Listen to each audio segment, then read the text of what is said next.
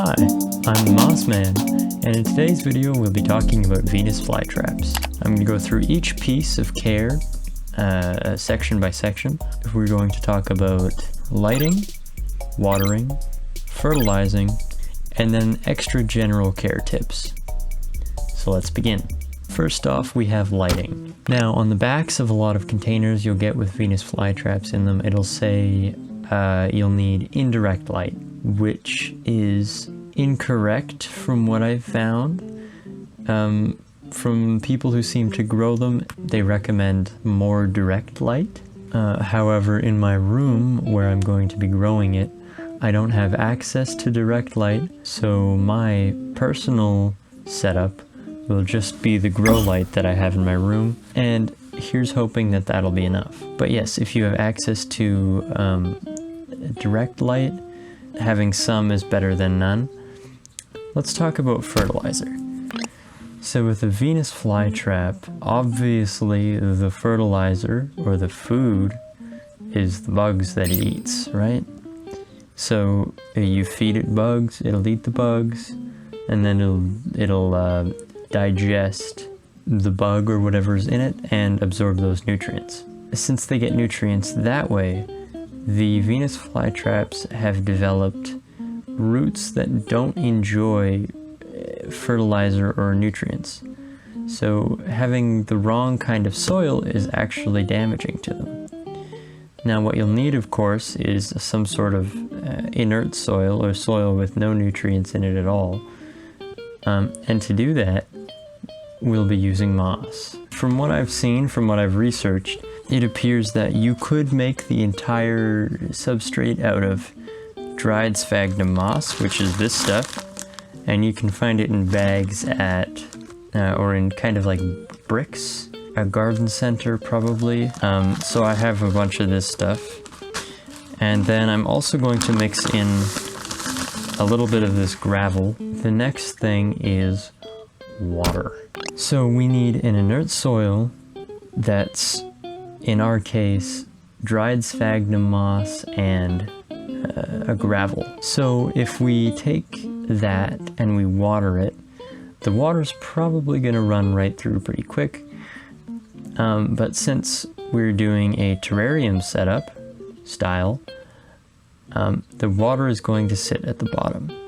Now, traditionally when making a terrarium you would include a drainage layer, but when watering these specific plants, it's not actually that necessary. From what I've found, you can put them in bog-like conditions.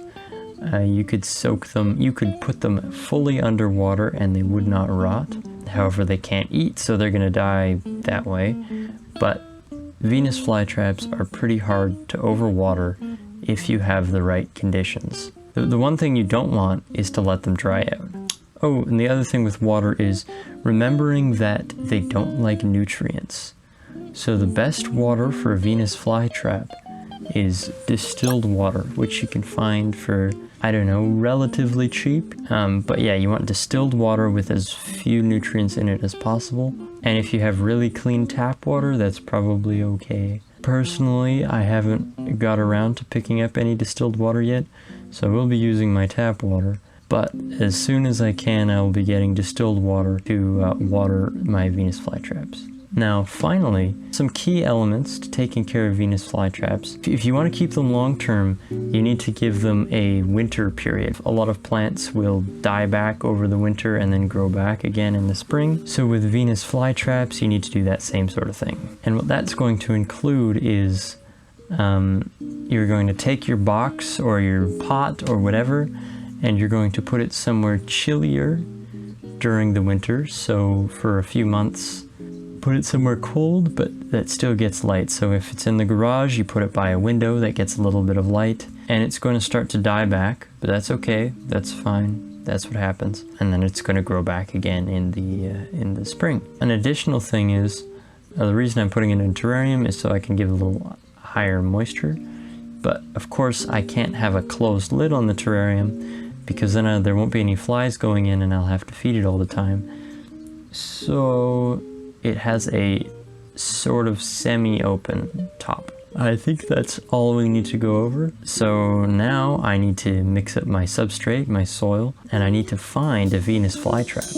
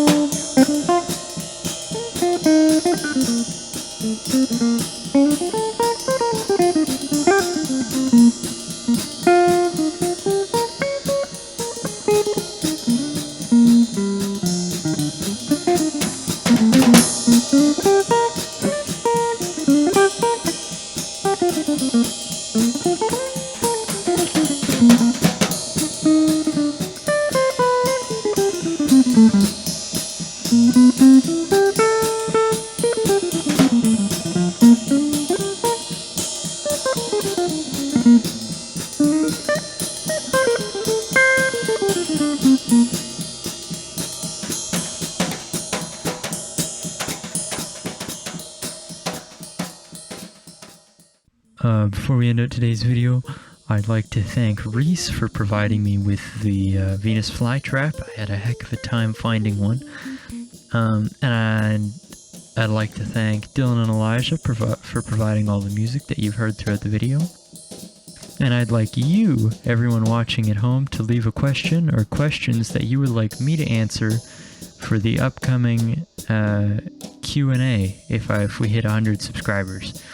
So, yeah, so leave your comment with hashtag Q&A, and you can leave as many questions as you want, and I'll do my best to answer the ones that I can. So yeah, thanks for watching. Make sure to subscribe, leave a like if you enjoyed, and I'll see you in the next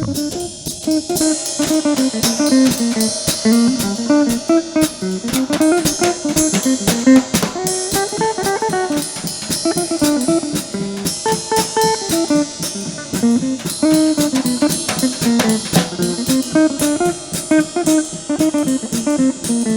There we